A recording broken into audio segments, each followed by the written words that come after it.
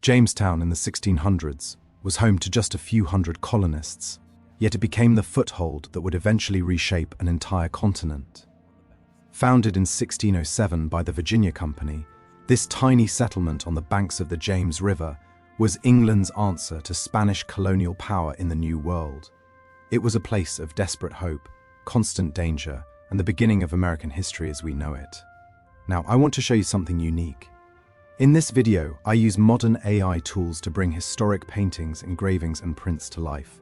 These images allow us to shift perspective, change camera angles, and move through the same scenes in ways their original artists never could. We're not just looking at a static image anymore, we're walking through Jamestown as it was 400 years ago. First, I want to talk about the settlement's edge and the palisade fort. This view shows the outer boundary of early Jamestown, where a wooden palisade fence surrounded the entire compound. The fence was roughly triangular in shape, with three corner bastions rising above the wooden walls. This wasn't a fortress meant for comfort, it was built for survival. By 1608, just a year after arrival, the colonists had learned that the Virginia wilderness held both opportunity and mortal threat. The palisade stretched about 300 feet along each side, enclosing perhaps an acre of ground where buildings huddled close together. In the foreground, you can see the rough-hewn timber posts, still rough from the saw, lashed together with vines and held in place by wooden crossbeams. The wood was already beginning to splinter under the humidity and salt air of the Virginia tidewater. Colonists would have walked this perimeter daily, checking for gaps, rot, and weakness. At night, sentries stood watch in the corner bastions, watching for movement in the dark forest beyond. The sound of the river carried up from the east, mixed with the creaking of the wooden structure as the wind moved through it. Beyond the palisade lay a darkness that terrified the English settlers. The Powhatan Confederacy, led by Chief Powhatan, controlled the region. In 1609, just 2 years after the settlement's founding, a period of open conflict began. Raids came suddenly, and the palisade became the difference between life and death. Yet the fence also represented something else, the colonists' belief that they could build a permanent European society in this strange new land. That belief, more than any wooden structure, defined Jamestown in these early years. Remarkably, archaeological excavations have revealed the exact position of this palisade, and today you can visit the reconstructed fort at Colonial National Historical Park. Now let's turn our attention to the Church of England. This view shows St. Cecilia Church, the spiritual heart of Jamestown. It was a simple wooden structure about 60 feet long and 20 feet wide, with a shingled roof and a small bell tower at the front. The church was one of the first permanent buildings erected, reflecting the colonists' deep belief that God's authority was as essential as physical protection. The interior would have been austere. Wooden benches faced a simple altar, and narrow windows let in slanted rays of sunlight that illuminated dust and the smell of old wood and damp fabric. Services were mandatory for all colonists, and absence without cause brought fines. On Sunday mornings, the bell would ring across the settlement, and people would file in, soldiers still armed, women in their long dresses, servants and enslaved people standing in the back or outside. The church was where order was maintained, where laws were read aloud, and where community gathered in a land that felt utterly foreign. Reverend Richard Buck led services here, delivering sermons that mixed scripture with exhortations to endure hardship with Christian fortitude. The church records show that baptisms, marriages, and burials all took place within these walls. In 1614, Pocahontas was brought here as a captive and later baptized, a moment that would symbolize, at least in English accounts, the possibility of conversion and coexistence. By the 1630s, the original wooden church was replaced by a brick structure that still stands today. The original brick church of 1643 remains the oldest English continuous parish church in the United States. If you visit Jamestown today, you can walk into that very church and see where those colonists once sat.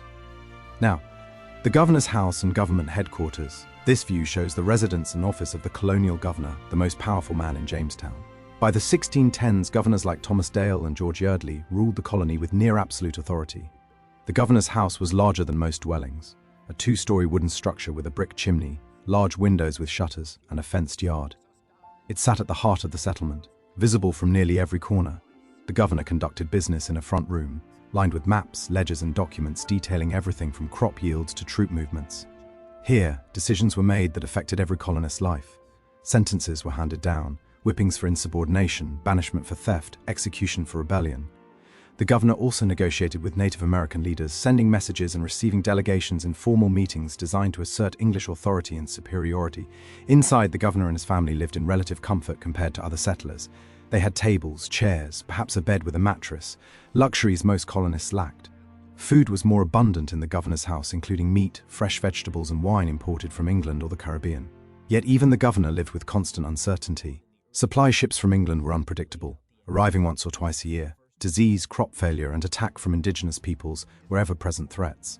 Governor Yeardley, who arrived in 1619, is particularly remembered for establishing the first legislative assembly in America that same year, the House of Burgesses. This assembly met in a wooden building near the governor's house, laying the foundation for representative government in colonial America. Today, archaeologists have uncovered the foundations of several governors' houses at Jamestown, and the patterns of post holes and brick indicate their size and layout. Next, let's look at the marketplace and trading post. This view shows the bustling center of Jamestown's commercial life.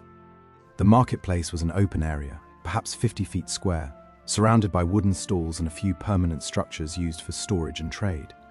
Here, the rhythms of colonial commerce unfolded daily.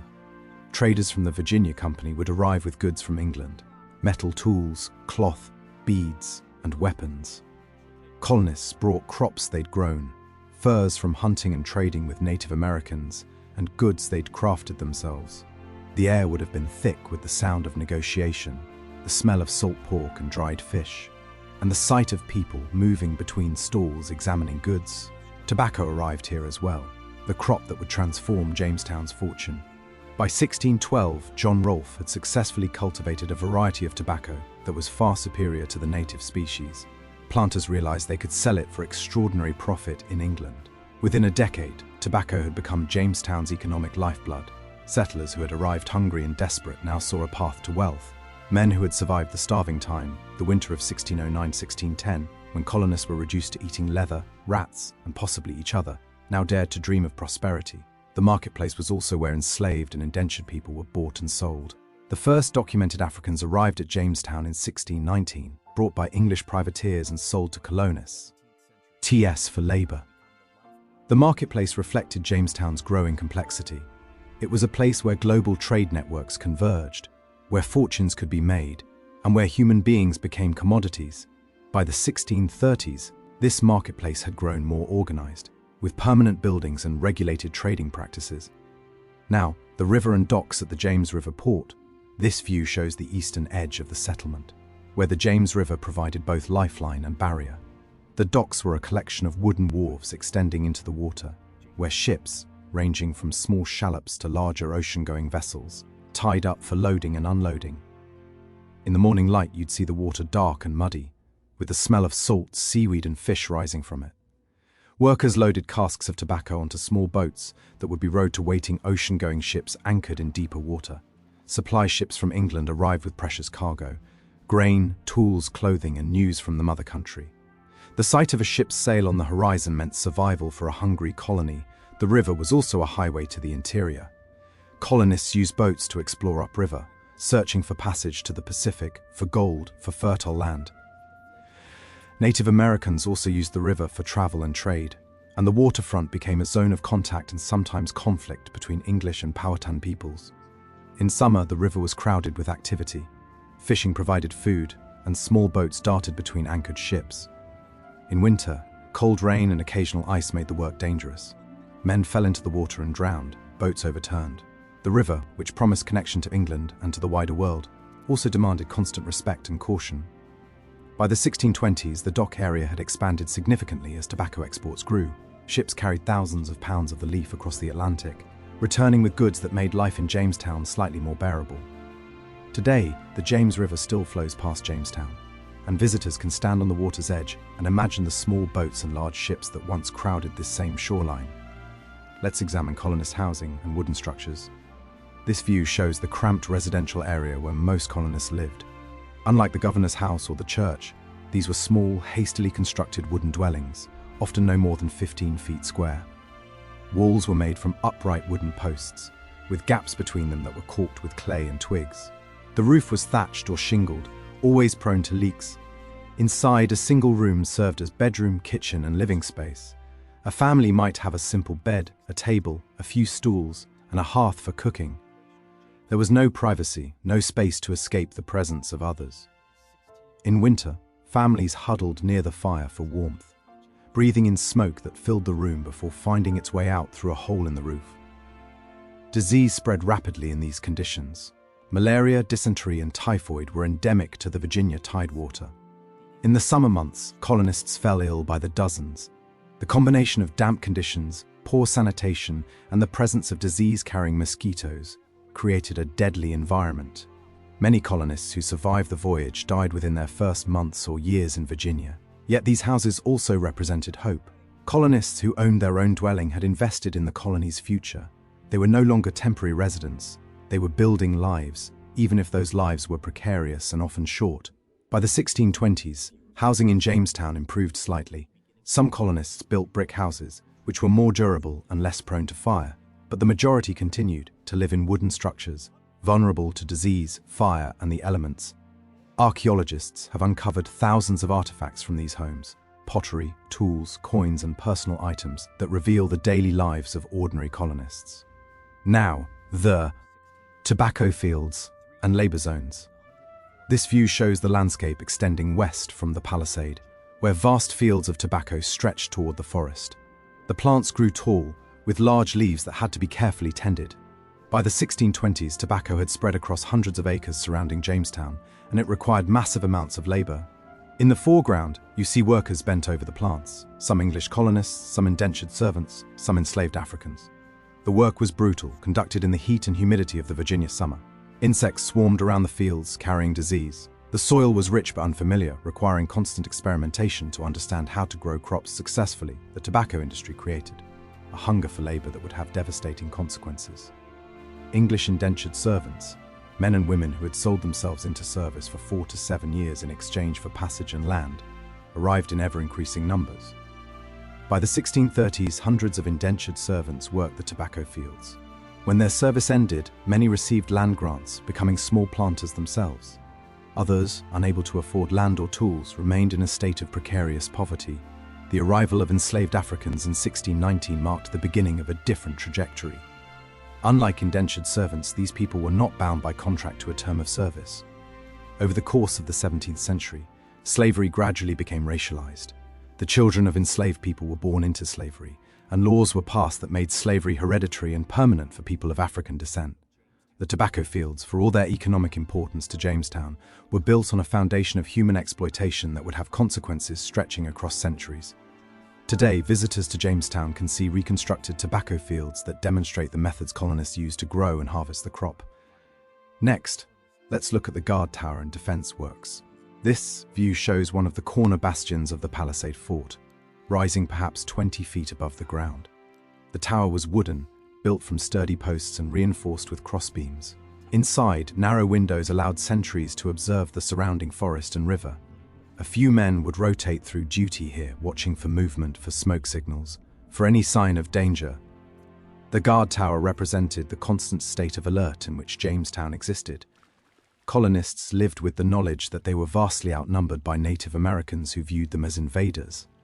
Conflicts with the Powhatan Confederacy flared periodically throughout the early years.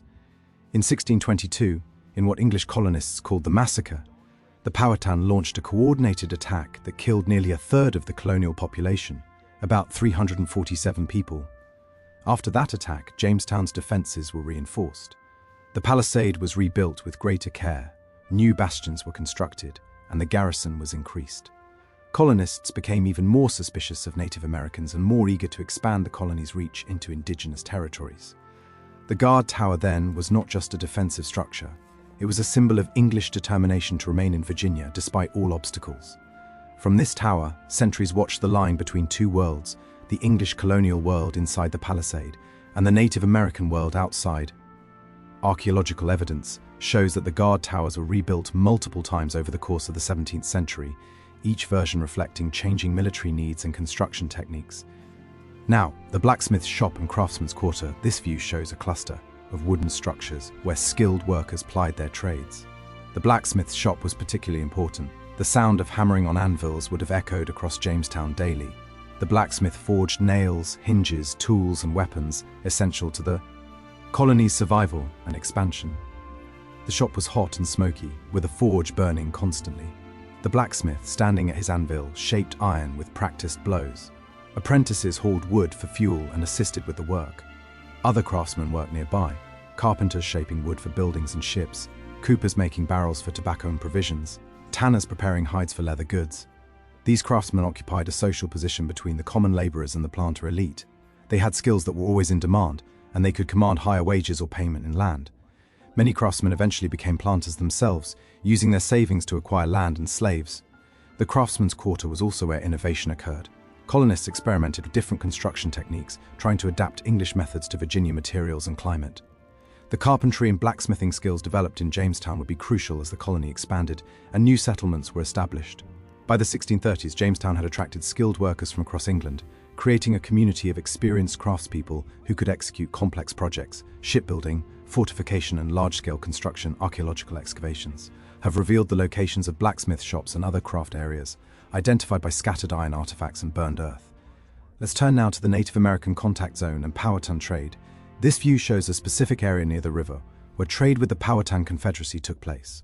It was a carefully managed zone, sometimes peaceful, sometimes dangerous, always complex.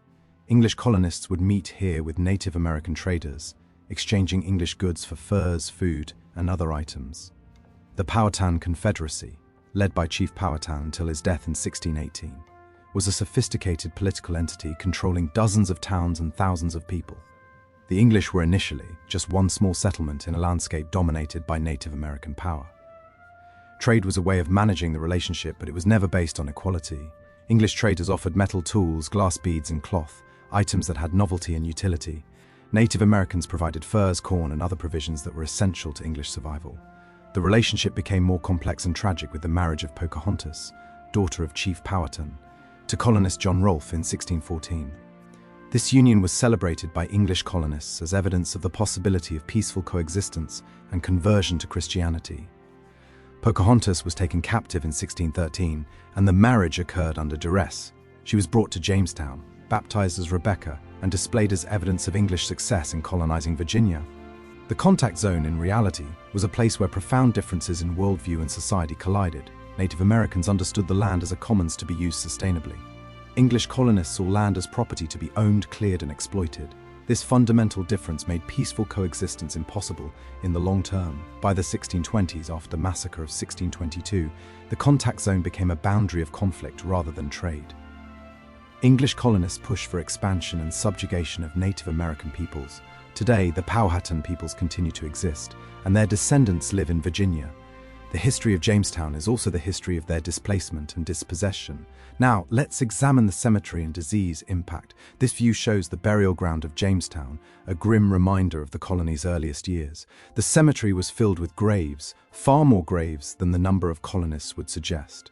In the first years of Jamestown, the death rate was catastrophic. Many colonists died of disease within months of arrival. The starving time of 1609-1610 was the worst crisis. That winter, with supplies exhausted and the colonists were kenned by disease and starvation, nearly 80% of the population died. Bodies were buried in the cemetery when there was time and strength to do so. Sometimes, in the depths of the starving time, the dead were buried hastily or not at all. Disease was the primary killer. Malaria, dysentery, and typhoid thrived in the damp, humid environment of the Virginia tidewater. Colonists arrived from England with no immunity to these diseases. Mosquitoes, which colonists didn't yet understand as disease vectors, thrived in the swampy areas surrounding Jamestown. The water was brackish and unsafe to drink in many places.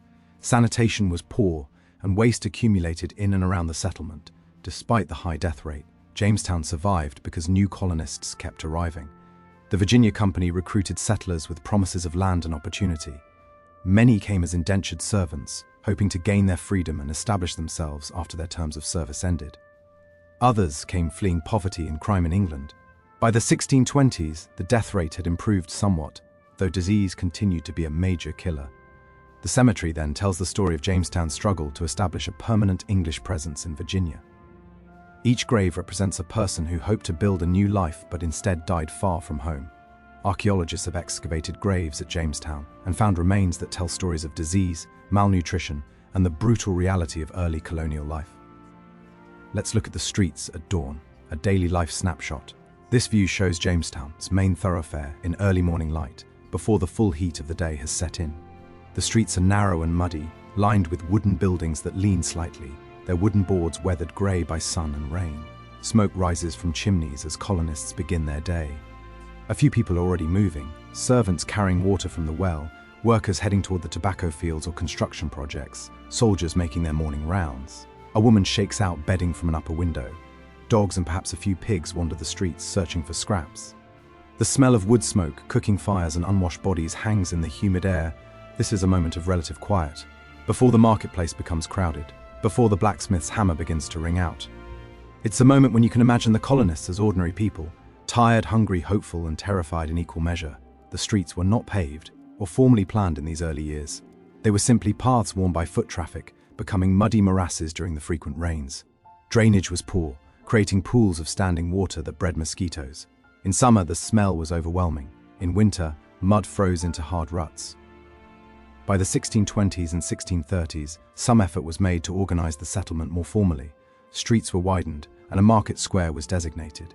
But Jamestown retained its character as a working settlement, functional rather than orderly, marked by the constant press of building, expanding, and struggling to survive in a harsh environment. Walking through Jamestown today, visitors can see the locations of these streets, marked by archaeological evidence and reconstructed buildings that give a sense of the settlement's layout and atmosphere. Next, the tavern or public house. This view shows one of Jamestown's taverns, a wooden structure that served as gathering place, news exchange, and refuge from the hardships of colonial life. The tavern was part alehouse, part meeting hall, part informal court where disputes were sometimes settled. Inside, colonists gathered to drink beer and rum, to share news from England or other colonies, and to complain about the hardships they endured.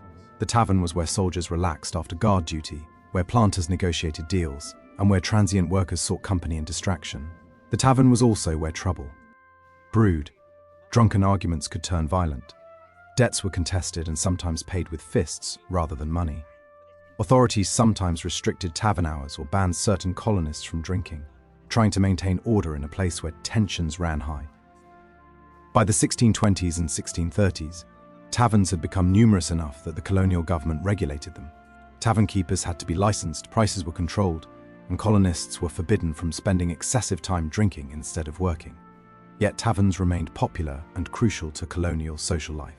Archaeological evidence suggests that taverns and public houses were among the earliest permanent structures built in Jamestown, indicating how important such gathering places were to the colonists. Finally, let's look at the magazine, or gunpowder storage. This view shows a heavily fortified wooden building, set apart from the main settlement. The magazine stored gunpowder and weapons, the tools of colonial defense and expansion. It was built with thick walls and kept under constant guard, for an accident here could destroy the entire settlement, and an attack on it could leave colonists defenseless. Gunpowder was precious and tightly controlled. Colonists were not permitted to store powder in their private homes. All ammunition and much of the gunpowder was kept in the magazine and a designated official controlled distribution. This centralized control served multiple purposes. It prevented accidental explosions. It prevented colonists from using weapons against each other or authorities, and it ensured that the colony maintained a military advantage over any potential enemies. The magazine was rebuilt several times after various incidents, accidents, fires, and the changing security needs of the growing colony. By the 1620s, the magazine had been relocated and reconstructed with even greater security measures. The building itself represents a paradox of colonial Jamestown. It was the repository of the power that allowed colonists to conquer and control the land and its indigenous peoples. Yet it also embodied their fundamental insecurity, the need to maintain military readiness, to keep weapons locked away from those they ruled, and to project power against a landscape that remained fundamentally hostile to their presence. Archaeological excavations have located the magazine and recovered fragments of the building's structure and the artifacts stored within it. Looking back across 400 years, Jamestown feels simultaneously distant and close. We understand the facts, the founding date of 1607, the starving time, the arrival of Africans in 1619, the massacre of 1622. Yet to walk through these reconstructed scenes, to move through the spaces colonists occupied, to see light fall on wooden walls and water lap at wooden docks, This makes the past feel immediate and present. These people were not so different from us. They wanted security, comfort, community, and the chance to build something lasting. Yet they built it on foundations of invasion, dispossession, and enslaved labor. That contradiction between hopes and the harm they caused is what makes Jamestown's story both compelling and troubling. If there's another colonial city, another moment in early American history, or another scene from Jamestown you'd like to see brought to life with AI reconstruction, let me know in the comments. I'm always looking for new stories to explore and new ways to help you understand the past. Again, thank you so much for watching.